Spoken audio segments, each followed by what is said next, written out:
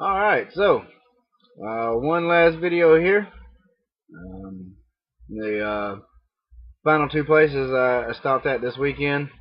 The last flea market vendor, and then I did something that I don't normally do, but I'm out riding with my girl, and she wants to stop at this antique store on the way home. So I figured, what the hey, I can go ahead and let her look around, and I'll walk around and see what's in there. We go inside, and of course, they got somebody's got a few boxes of comics in there. I go through them, find some things. Don't normally buy comics from these antique stores because they want way too much for what they have, especially in the condition usually fine. But found some that weren't too bad. First on, the last flea market vendor I go to is a bunch of dollar books, and then they have a bunch of toys, some vintage '90s toys, and then up to current toys. But picked up a few of their dollar books, and found a surprising couple of issues in there. Really excited to show these off. They're not in the best condition. They are loose, unbagged, but still not bad for $1. The first one just picked up because like the cover, and the character is always pretty cool. And it's a Red Sonja #1, but I think this is a volume 3. Yeah, volume 3, #1. So, and yeah, it's in pretty bad condition. It's got a nice bend here. The white isn't white anymore, but I picked it up just to read the story. I always like Red Sonja. And in here, I always say here. This book I found, it's not in great condition, but for its age, for $1, I figured, what the hell. It's a Ghost Rider #5. So you can see it's got a little piece missing on the edge. It's got some bad creasing in the corners and along the spine. It's a good read, well read issue. Interior pages are kind of tanning. Back cover's not where it's supposed to be white. Even on the front, it's not quite white anymore. But for $1, it's an old Ghost Rider issue. These last three are really cool. This first one here is not bad condition. It does have a little bit of damage. The pages are just a little off white. It's a New Mutants Annual #2 for $1. And I believe this is the first appearance of Psylocke. So this got a couple of small creases on the spine. Nothing real bad. No real damage anywhere else. I'd say it's a good, very fine copy. It's like a, I don't know, what, about $30 book for $1. Got to get that bag boarded really quick. This next issue here, I don't know, it's in good condition. It's certainly not mint. Interior pages are, let's see, they're starting to turn tan color. There's some bad creasing and all, but it's Warlord #1 from DC Comics.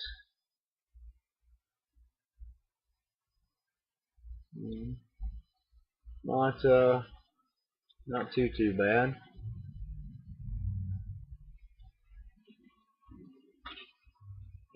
It's 1976, Volume 1.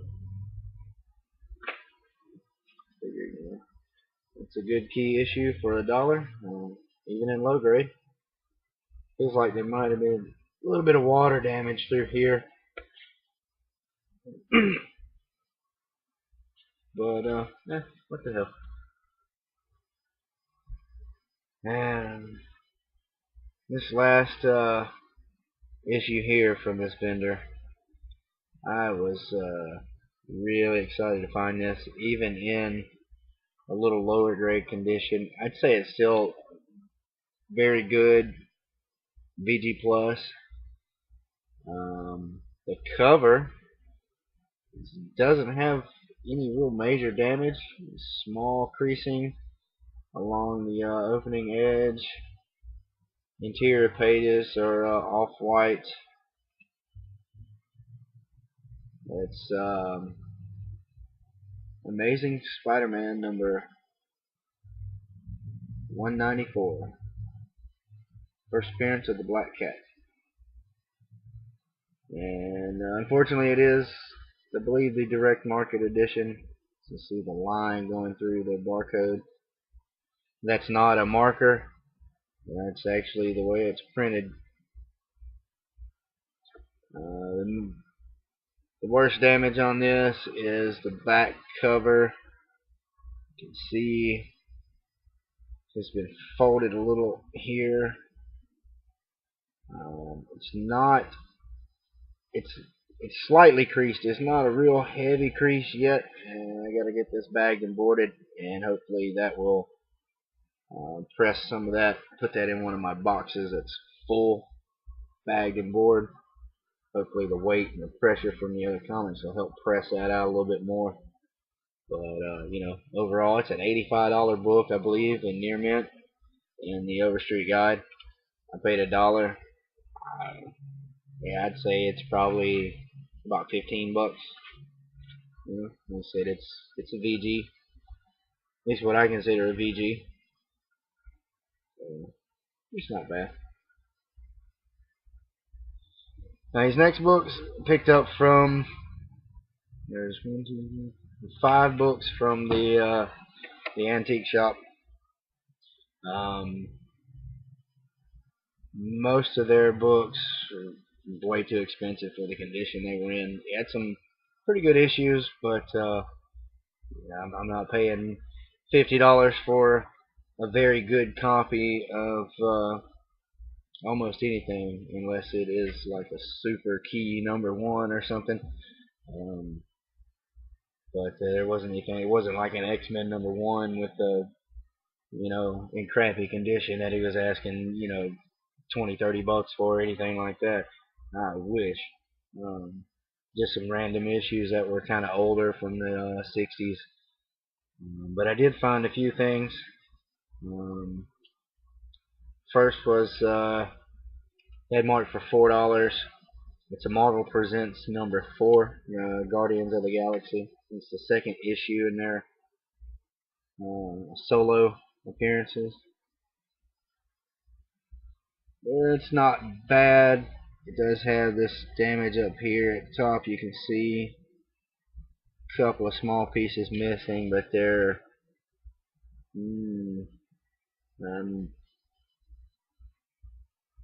well over 1/8 of an inch, not quite a 1/4 of an inch. Other than that, it's not bad. And the interior page is a little off-white. It's a little bit of blending on the corners. Expected, I think, from older books. Not bad. Would have rather found that in one of the dollar bins or for a 1/4, but in the dollar box there at the antique store, I did find another copy of Marvel Spotlight #6, with the first comic book appearance of Star-Lord. It's not too bad. It's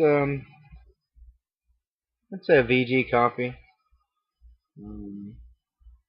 Almost the same condition as the other copy I found a few weeks ago. This one might be slightly better, but they're about the same. But still, not too bad.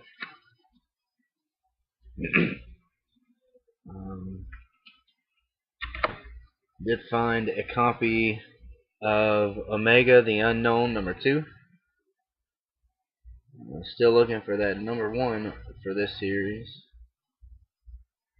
It's a neat character. I want to pick up at least like the first 10 or 15 issues of this.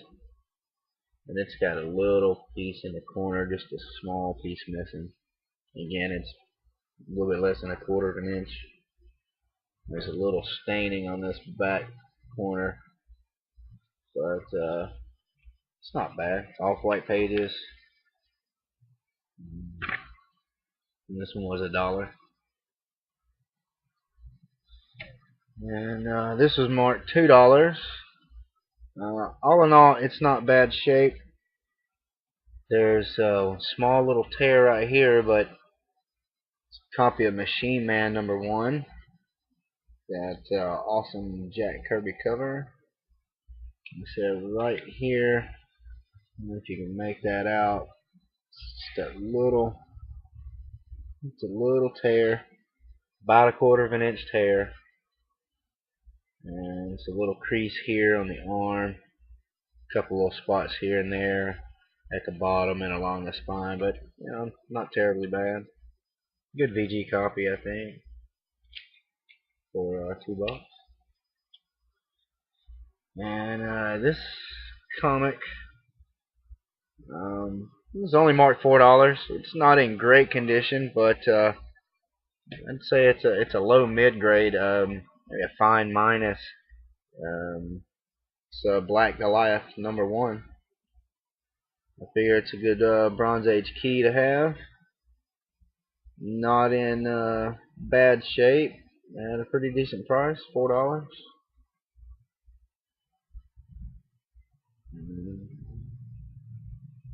So I grabbed that one too.